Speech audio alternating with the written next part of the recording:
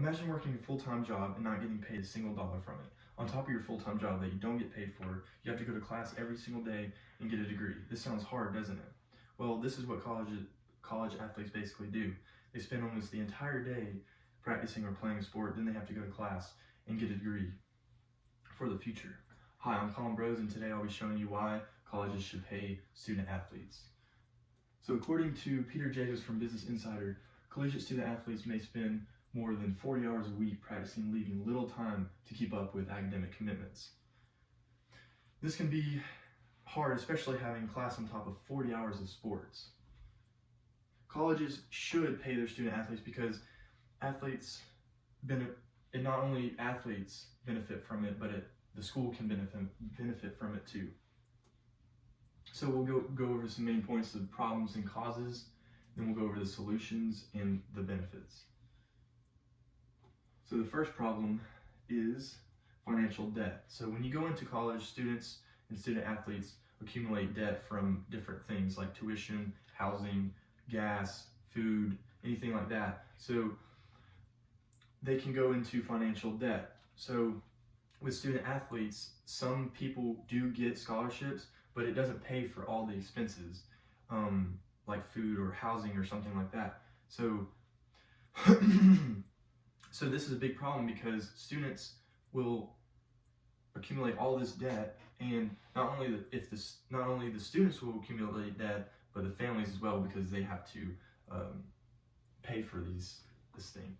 So, and you have to keep in mind, not every student athlete gets paid for going to a sport or play on a sport.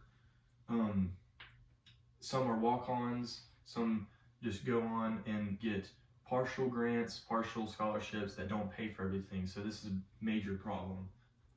So physical stress and mental stress. So students are very mentally stressed because they have to worry about getting a job on top of their school and their sport. They also have to stress, their bodies are stressed because they put their bodies on the line every single day for their college. So according to New York Times, collegiate student athletes put everything on the line: their physical health, future career prospects, and years of their lives to compete. So this is saying that they go through all this stuff for their sport and their school. So the second problem, actually, we're done with the problems. So what do colleges think? So they think that since they're giving scholarships to people, that it covers all the expenses, but in reality, some students, or most students, don't get scholarships for playing a sport, but the people that do, they get partial. Some people might get partial scholarships and things like that don't cover all the expenses. They also think, well, if we pay them or allow them to receive income for the merchandise, then we can't receive all the revenue and keep all the money for ourselves. So they think that if we start paying them, then they're going to start losing a lot of money. But in a second, I'll show you how they can pay the students without losing money. So if colleges do not start paying student athletes, it will keep causing families to struggle financially. It will also keep causing students to fail classes due to stress and not allow them to get the degree that they want. Some solutions that we'll talk about are, well, the first one is regulating the hours that student athletes can practice a week for all colleges, because there are D1 colleges that have put a regulation on how long a student can practice a day or a week. But in all schools, you can practice, or for all the smaller schools, you can practice all day if you want and not have any type of rule like that. So this will prevent it from happening.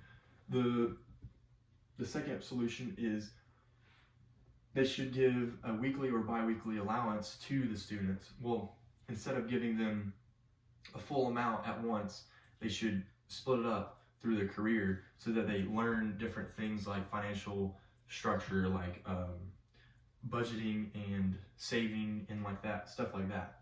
The third solution is give student athletes a small portion of any sold memorabilia that associates with them.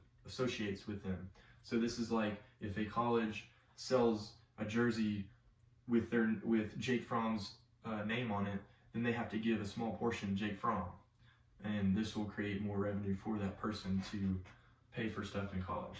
The fourth one is allow them to sell their own signatures. So if they want to sign a pair of cleats and sell them, then they can do that to provide money for themselves too. Without paying student athletes will keep coming out of college with large amounts of debt. It'll leave students stranded with no job if they fail to make it to the professional level of their sport. So according to Tony Manfred, less than 2% of college athletes pursue a career in professional level of sports. So this means, like, if you're going into a sport, you're more than likely not going to pursue a career in it and make money off of it. So you might as well have a backup plan, like a degree, which that's why you go to school, is to get a degree. So that's really what you want to do, is you want to focus on school too. So the benefits, it will allow students to feel safe financially. It'll also provide relief for the families that have to pay for the children to go to school, so the families are not going into debt and the students are not going into debt. It provides another incentive to play sports also. So it makes students want to play the sport even more because they know they're getting paid for it too, and they're also enjoying it. It'll also benefit the school by lowering tuition. In that point, basically what it means is if you pay students, then more students will want to come to the school because it creates more publicity for sports. So in turn, makes more profit for the school, and they can lower tuition for other students also.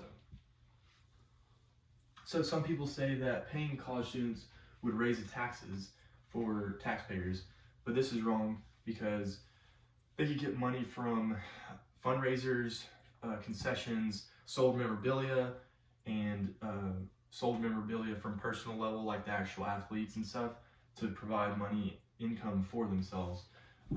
And some people say that it would prioritize athletics over academics. Well, this is wrong because you can implement rules that will prevent this from happening, like having a certain grade point average to get a check.